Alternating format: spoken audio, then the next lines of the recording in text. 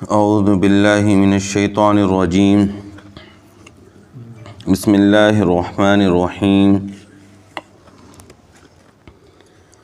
لقد من اللہ علی المؤمنین اذ بعث فیہم رسولا من انفسہم یتلو علیہم آیاتہ ویزکیہم ویعلمہم الکتاب والحکمہ وإن كانوا من قبل لفی ضلال مبین اولما اصابتکم مصیبۃ قد اصبتم مثلیہا قلتم ان هذا قل هو من عند انفسکم ان اللہ علی کل شیء قدیر وما اصابکم یوم التقى الجمعان فبإذن اللہ وليعلم المؤمنین وليعلم الذین نافقوا وقیل لهم تعالوا قاتلوا فی سبیل اللہ او ادفعوا قالوا لو نعلم قتالا لاتبعناكم هم للكفر يومئذ اقرب منهم للإيمان يقولون بأفواههم ما ليس في قلوبهم والله أعلم بما يكتمون الذين قالوا لإخوانهم وقعدوا لو أطاعونا ما قتلوا قل فادرؤوا عن أنفسكم الموت إن كنتم صادقين۔ حقیقت یہ ہے کہ اللہ تبارک و تعالیٰ نے تمام مومنین پر احسان کیا ہے اس طریقے سے کہ انہی میں سے ایک رسول کو بھیجا جو ان کے سامنے اللہ کی آیتوں کی تلاوت کرے، ان کی ظاہری اور باطنی گندگیوں سے تزکیہ کرے اور ان کو کتاب و حکمت کی تعلیم دے، اور جب کہ وہ لوگ اس سے پہلے کھلی گمراہی میں تھے۔ جب تمہیں ایک مصیبت پہنچی،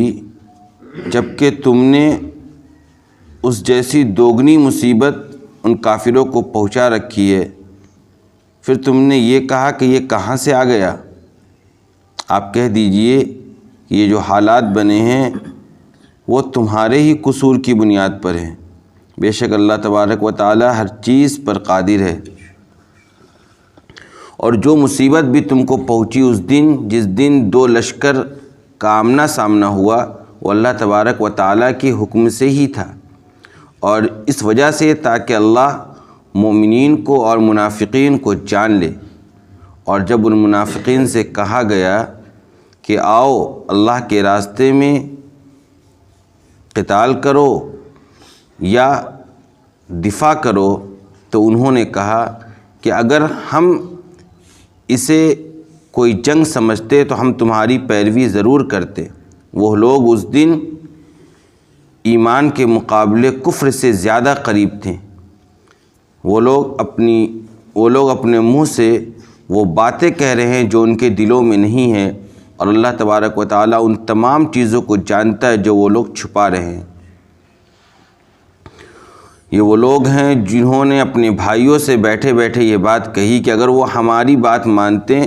تو قتل نہیں کیے جاتے۔ آپ کہہ دیجئے کہ اگر تم اپنے اس قول میں سچے ہو تو اپنی ذات سے موت کو دور کر کے دکھلاؤ۔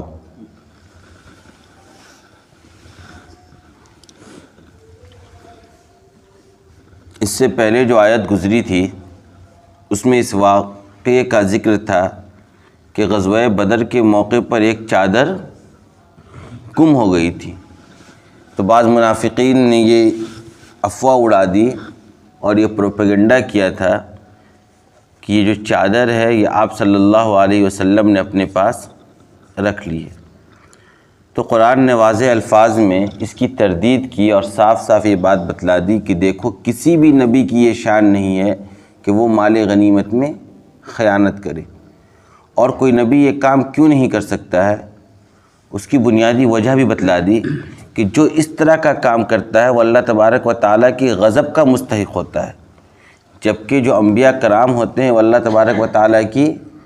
رحمت کے مستحق ہوتے ہیں۔ کیونکہ یہ اللہ کی رضا جوئی کے لیے عمل کرتے ہیں، یہ اللہ کی دین کی نشر و اشاعت کا کام کرتے ہیں، لوگوں کو اچھائی کی طرف بلاتے اور برائیوں سے روکتے ہیں، اور اس کا فائدہ انہیں یہ ہوگا کہ انہیں اللہ کی رحمت اور مغفرت حاصل ہوگی،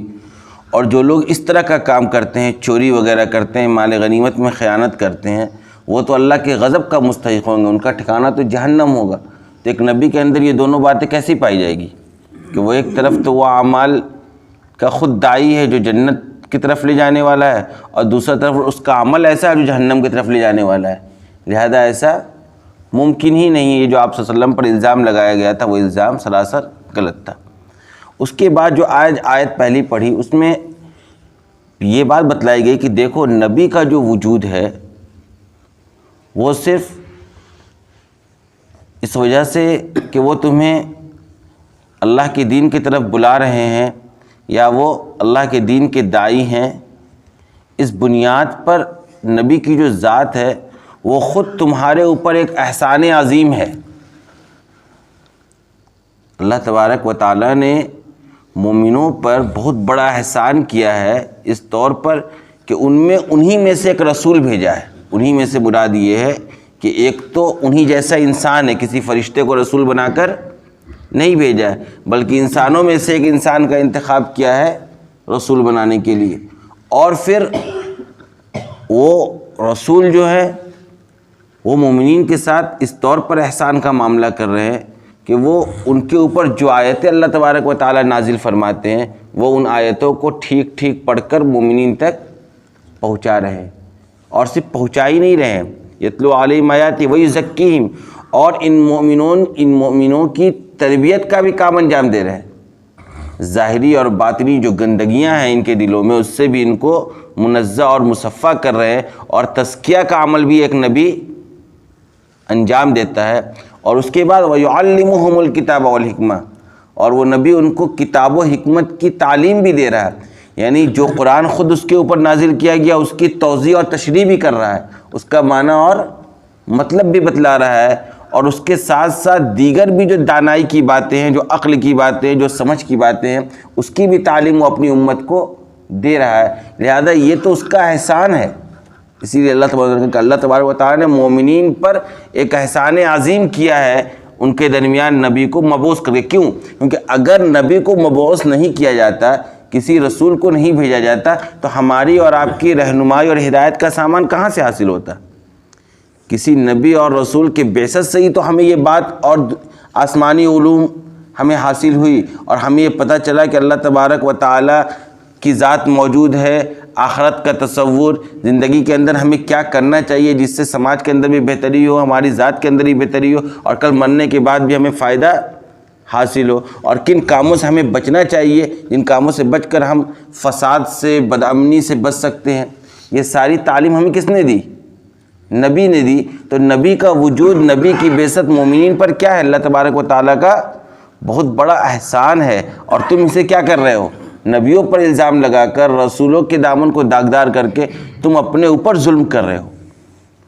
نبیوں کے اوپر انگلی اٹھا کر تم اپنا بیڑا غرق کر رہے ہو۔ حالانکہ یہ نبی جو ہے یہ تو تمہارے لیے احسان ہے، تمہارے اوپر انعام ہے، تمہارے اوپر اللہ تعالیٰ کی سب سے بڑی نعمت ہے، کیونکہ انہوں نے تمہیں وہ تعلیم دی، وہ رہنمائی بتلائی، وہ گائیڈ لائن دی جس پر چل کر، جس پر عمل کر کے تم دنیا اور آخرت میں کامیاب ہو جاؤ گے۔ یہاں پر یہ بات کہی گئی کہ اللہ تبارک و تعالیٰ نے مومنین پر احسان کیا ہے ان میں رسول بھیج کر۔ حالانکہ قرآن کریم کی ہم دوسری آیت دیکھتے ہیں جس میں یہ بات ہے کہ وَمَا أَرْسَلْنَاكَ إِلَّا رَحْمَةً لِّلْعَالَمِينَ، کہ ہم نے تو آپ کو رحمت بنا کر، انعام بنا کر، احسان بنا کر پوری عالم کے لیے بھیجا ہے۔ یعنی آپ صلی اللہ علیہ وسلم کی ذات صرف مومنین کے لیے ہی رحمت اور نعمت اور احسان نہیں ہے، بلکہ پوری دنیا کے لیے ہے، تمام مخلوقات کے لیے ہے۔ اور اسی طریقے سے آپ دیکھتے ہیں کہ قرآن کے بارے میں بھی ایک جگہ کہی گئی ھدی للمتقین، کہ یہ قرآن سراپا ہدایت ہے متقیوں کے لیے۔ حالانکہ قرآن کی دوسری آیت ہے ھدی للناس، ذالک الکتاب لا ریب فیہ ھدی للمتقین وہاں پر ہے، لیکن دوسری جگہوں سے پتہ چلتا ہے قرآن جو ہے وہ پوری دنیا کے لیے سراپا ہدایت کا ذریعہ ہے۔ اور اسی طریقے سے آپ صلی اللہ علیہ وسلم کی ذات پوری دنیا کے لیے رحمت ہے۔ حالانکہ اس آیت میں یہ بات کہہ دی گئی کہ یہ مومنین کے لیے کیا ہے؟ احسان ہے، اور دوسری آیت میں قرآن کے بارے میں بات کہہ دی گئی کہ وہ متقیوں کے لیے احسان ہے یا ہدایت کا ذریعہ ہے۔ تو اس کو اس طریقے سے سمجھیے کہ اصلاً تو آپ صلی اللہ علیہ وسلم کی ذات اور قرآن کریم تمام دنیا والوں کے لیے نعمت، رحمت اور ہدایت کا ذریعہ ہے، لیکن چونکہ اس سے فائدہ مومنین اٹھا رہے ہیں، قرآن سے فائدہ متقی اور پرہیزگار لوگ اٹھا رہے ہیں، آپ صلی اللہ علیہ وسلم کی ذات سے فائدہ وہ لوگ زیادہ اٹھا رہے ہیں جو ان پر ایمان لا رہے ہیں، جو ان کو رسول مان رہے ہیں، تو لہذا زیادہ فائدہ اٹھانے کے اعتبار سے ان کو یہ بات کہی گئی کہ یہ تمہارے اوپر کیا ہے،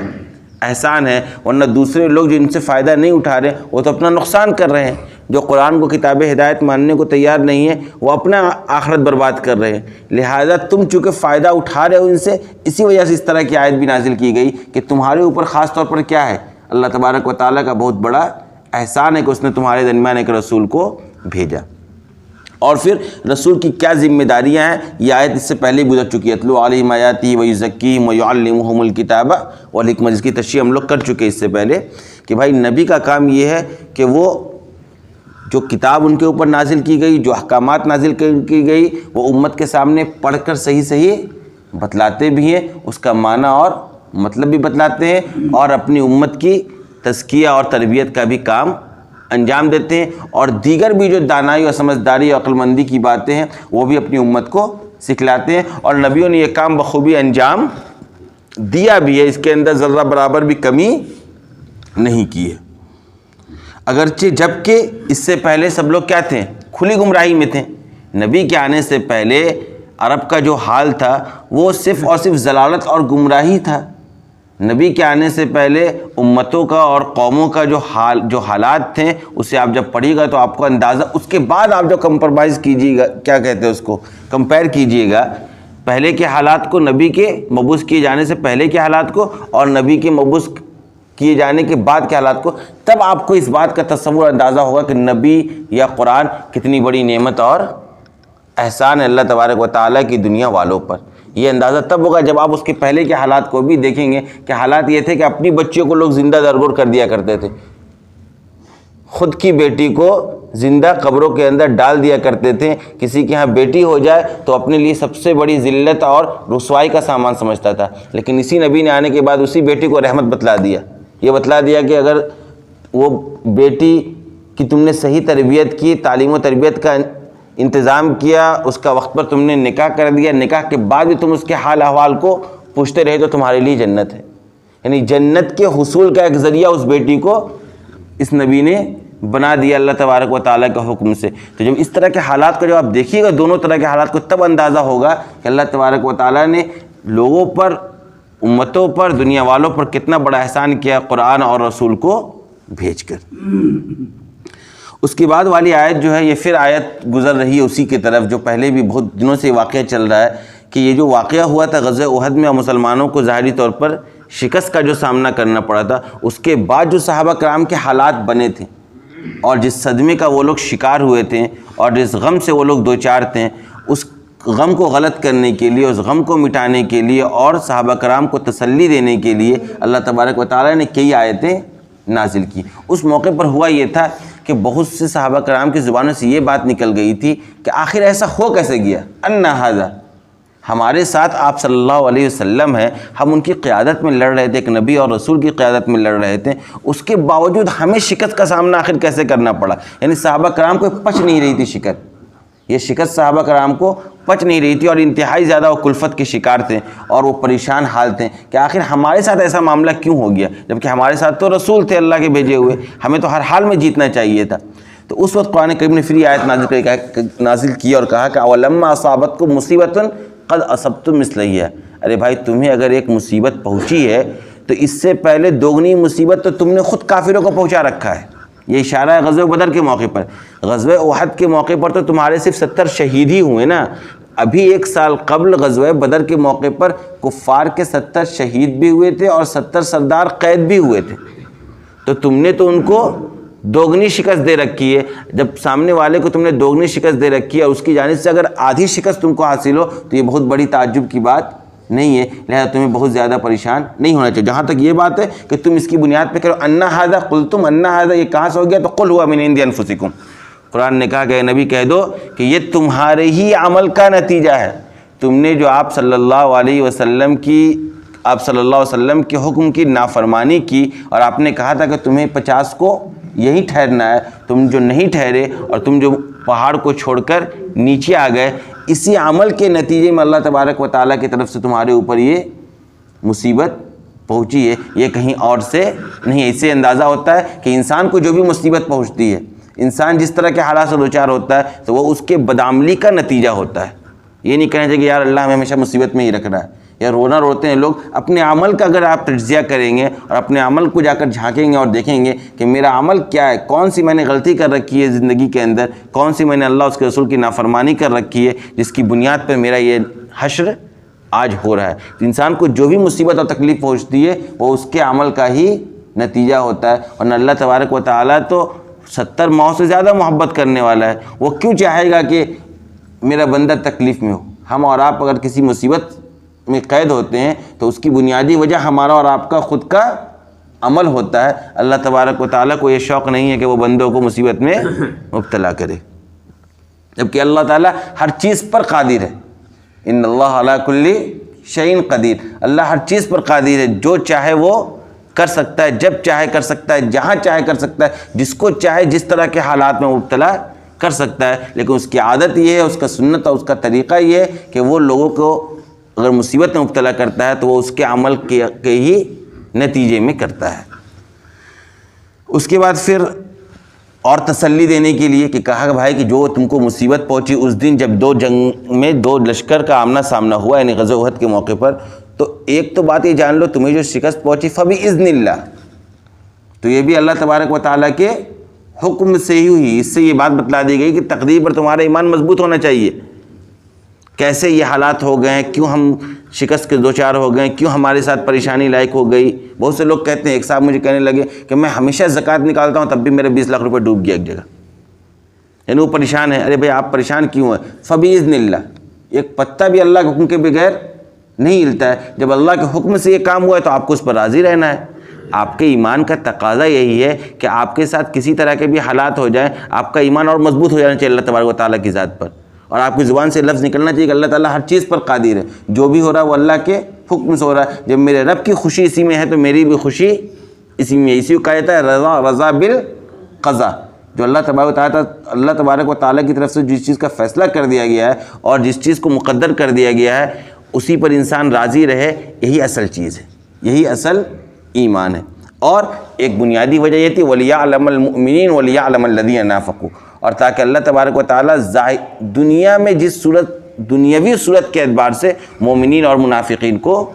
جان بھی لے۔ یعنی اللہ تبارک و تعالیٰ کے علم میں تو ساری چیزیں ہیں کہ کون مخلص مومن ہے اور کون وہ ہے جو اپنے دلوں کے اندر نفاق کو چھپائے ہوا ہے۔ اس کے باوجود دنیاوی صورت یہ ہوتی ہے کہ سامنے کھل کر آ جائے اس کا عمل، اور اس کا عمل سامنے آ جائے جس سے ہر انسان اس بات کا فیصلہ کر سکے کہ یہ مخلص مومن ہے اور یہ منافق ہے۔ اس بات کو جاننے کے لیے بھی اللہ تبارک و تعالیٰ نے اس طرح کے حالات کو پیدا کیا، اور یہی نتیجہ ہوا کہ اس موقع پر 300 منافقین عبداللہ ابن ابی کے ساتھ واپس ہو گیا، ان تمام کا چہرہ سب لوگوں کے سامنے کھل کر آ گیا۔ اور یہ لوگ کیا کر رہے تھے؟ وَقِيلَ لَهُمْ تَعَالَوْا قَاتِلُوا فِي سَبِيلِ اللَّهِ وَادْفَعُوا قَالُوا لَوْ نَعْلَمُ قِتَالًا لَاتَّبَعْنَاكُمْ۔ اس موقع کا ایک واقعہ کو نقل کیا جا رہا ہے کہ جب ان منافقین سے بات کہی گئی کہ بھائی آؤ ہمارے ساتھ، آؤ تاکہ ہم ان دشمنوں کے ساتھ مقابلہ کریں، یا یہ کہ تم دفاع ہی کرو۔ دفاع کا مطلب یہ ہے کہ جب بھیڑ ہی کم سے کم تم پیدا کرو، اور بھیڑ سے بھی سامنے والے پر کیا ہوتا ہے؟ روب پیدا ہوتا ہے، بھیڑ دیکھ کر بھی سامنے والے کا پاؤں اکھڑتا ہے۔ تو کم از کم تم اگر جنگ نہیں کرو گے تو ہمارے ساتھ شریک رہو میدان جنگ میں، تاکہ دشمنوں کو لگے کہ ہمارے ساتھ بھی بہت زیادہ کیا ہے؟ فوج ہے۔ جب یہ بات کہی گئی منافقوں سے، وہ لوگ کہنے لگے لو نعلم قتالا لاتبعناکم، کہ اگر ہم اس جنگ کو واقعتاً جنگ سمجھتے تو ہم تمہاری بات ضرور مانتے۔ یعنی ان کا یہ کہنا تھا کہ یہ جو ہو رہا ہے مسلمانوں اور کافروں کے درمیان احد کے موقع پر، یہ جنگ ہی نہیں ہے۔ کیوں؟ ان کا یہ کہنا تھا کہ مسلمانوں کے مقابلے میں 3 گنا زیادہ فوج ہے دشمنوں کا، تو یہ جنگ کہاں ہوا؟ یہ تو خودکشی ہوئی۔ جب آپ کو دکھ رہا ہے کہ آپ کے سامنے آپ سے 3 گنا زیادہ فوج ہے اور پھر اس سے آپ لڑنے کے لیے کود رہے میدان میں، تو وہاں تو شکست ہونا ہی ہونا ہے۔ تو یہ تو جنگ نہیں بلکہ اپنی جان کو خود قربان کرنے کے لیے پیش کر دینا، یہ تو اصل میں کیا ہے؟ خودکشی ہے۔ دیکھیے منافقین کو کیونکہ یہی سمجھ رہے ہیں کہ سارے جنگ کے اندر فتح اور کامیابی کس سے ہوتی ہے؟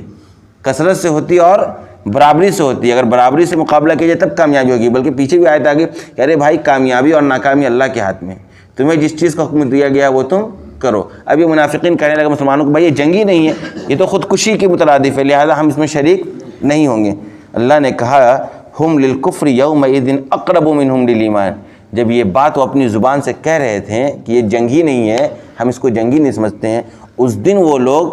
ایمان کے مقابلے میں کفر سے زیادہ قریب تھے. کیا مطلب؟ پہلے وہ اپنے ایمان کو ظاہر کرتے تھے اپنی زبان سے اور دل میں نفاق کو چھپائے ہوئے تھے, یعنی زیادہ قریب تھے ایمان کے اور کفر سے دور تھے. لیکن جب یہ بات ان کی زبان سے بھی آ گئی جو ان کے دلوں میں تھی, تو اب نتیجہ یہ ہو گیا کہ وہ لوگ کفر کے زیادہ قریب ہو گئے بنسبت ایمان کے. کیوں؟ کیونکہ جو نفاق ان کے دل میں تھا وہ سامنے بھی آ گیا, تو ان کا کفر اور زیادہ ظاہر ہو گیا. اسی قرآن نے کہا یقولون بافواہہم ما لیس فی قلوبہم, بلکہ یہ لوگ اپنے منہ سے وہ باتیں کہہ رہے جو ان کے دلوں میں نہیں ہیں. کیا مطلب؟ مطلب یہ ہے کہ اگر یہ لوگ واقعتاً اس کو اپنا جنگ بھی سمجھتے نا تب بھی تمہاری بات نہیں مانتی, صرف بہانہ بنا رہے ہیں, یہ ہیلا اپنا رہے اور کہہ رہے کہ ہم اس کو جنگ ہی نہیں سمجھ رہے تھے اس لیے ہم تمہارے ساتھ شریک ہو کر ان سے جنگ ہم لوگوں نے نہیں کی. قرآن کہہ رہا ہے کہ ان کے دلوں میں جو بات ہے وہ ان کے منہ پر نہیں ہے, یہ جھوٹ بول رہے ہیں. اگر مقابلہ برابری کا بھی ہوتا تب بھی یہ شریک نہیں ہوتے, تب بھی یہ تمہارے ساتھ نہیں ہوتے. کیوں؟ واللہ اعلم بما یکتمون, کیونکہ اللہ ان تمام چیزوں کو بہت زیادہ جاننے والا ہے جو یہ لوگ اپنے دل کے اندر چھپا کر رکھے. اور ان کے دل کے اندر شروع سے تمہارے تئیں دشمنی ہے, یہ تو صرف تم کو دکھلانے کے لیے اور سماج کو دکھلانے کے لیے, لوگوں کے سامنے اپنی واہواہی لوٹنے کے لیے کیا کر رہے ہیں, اس بات کا اظہار کر رہے ہیں کہ ہم بھی کیا ہیں, مسلمان ہیں اور مومن ہیں, تاکہ تم ان کی گردن مارنے کے پیچھے نہ پڑ جاؤ. یہ اپنی جان بچانے کے چکر میں تمہارے سامنے اپنے ایمان کا اظہار کرتے, ورنہ ان کے دلوں میں ایمان و امان نام کی کوئی چیز موجود ہی نہیں ہے. بلکہ یہ لوگ کیا کہیں, الذین قالوا لاخوانہم وقعدوا لو اطاعونا ما قتلوا. اولاً تو یہ نالائق لوگ شامل ہی نہیں ہوئے جنگ میں اور ہلا کرنے لگے کہ جنگ ہی نہیں, ہم کیوں شریک ہوں گے. اس کے علاوہ یہ لوگ بیٹھے بیٹھے یہ بات کہتے تھے مومنوں سے کہ اگر یہ لوگ ہماری بات مان لیتے ہیں تو ان لوگوں کا قتل ہی نہیں ہوتا. غزوہ احد میں جب مسلمانوں کو شکست ہوئی اور 70 مسلمان شہید کیے گئے, تو یہ لوگ اب بیٹھے بیٹھے مدینہ منورہ میں باتیں کہا کرتے تھے کہ دیکھو ان لوگوں نے ہماری بات ہی نہیں مانی, ہم تو کہا کرتے تھے یہ جنگی نہیں, یہ تو خودکشی ہے, لہذا اس میں شریکی مت ہو. پھر ہم لوگوں نے یہ بات کہی تھی کہ بھائی کہاں جا رہے ہو, مدینہ منورہ میں رہ کر ہی جنگ کرو. ان کی رائے, عبداللہ ابن ابی کی رائے بھی یہی تھی. تو یہ لوگ جب ہماری بات نہیں مانے تو جاؤ مرو. مسلمانوں سے یہ بات یہ لوگ کہہ رہے تھے. قرآن نے کہا قل فادرؤوا عن انفسکم الموت ان کنتم صادقین, آپ ان سے کہہ دیجئے کہ اگر تمہاری یہ بات سچی ہے اور تم اپنے دعوے میں سچے ہو کہ اگر ہم لوگ میدان جنگ میں نہیں جاتے تو نہیں مرتے اور یہیں رہ کے مدینہ میں جنگ کرتے تو زندہ رہتے, تو اگر تمہاری یہ بات سچی ہے تو اپنے آپ سے تم موت کو دور کر کے دکھلاؤ. کیا تم مرو گے نہیں؟ اگر تم اپنے ہیلے سے موت سے بچ سکتے ہو, اپنی تدبیر سے اگر تم موت کو ٹال سکتے ہو, تو تمہاری جو فطری موت آئے گی اس کو تم ٹال کر دکھلاؤ. کر سکتے ہو ایسا؟ جب ایسا نہیں کر سکتے تو گویا اس کا مطلب صاف یہ ہے کہ تمہاری زبانیں سے جو باتیں نکل رہی ہیں وہ صرف اور صرف نفاق پر مشتمل ہے, صرف اور صرف بے ایمانی پر مشتمل ہے, تمہارے دلوں میں کہیں ایمان ومان نہیں ہے. تم ان مومنین کو بھی گمراہ کرنا چاہتے ہو اور تمہاری شدید خواہش ہے کہ اس طرح کی باتیں کر کے مسلمانوں کی ایمان کو کمزور کر دے, حالانکہ ایسا ہونے والا نہیں ہے. تم اپنے اس سازش میں کامیاب نہیں ہوگے. کیوں؟ کیونکہ اللہ تبارک و تعالیٰ نے اتنی آیتوں کو نازل کر کے ان کو تسلی دے دی اور ان کے بارے میں آگے کے لیے انعامات اور احسانات کا تذکرہ کر دیا, اور آگے چل کے پھر ان کو اللہ تبارک و تعالیٰ فتح بھی عطا کرے گا. لہذا تمہارا یہ چال چلنے والا نہیں اور آخرکار یہ مومنین کامیاب ہوں گے اور تم اپنا ٹھکانہ جہنم میں ہی بنا رہے ہو. وآخر دعوانا الحمدللہ.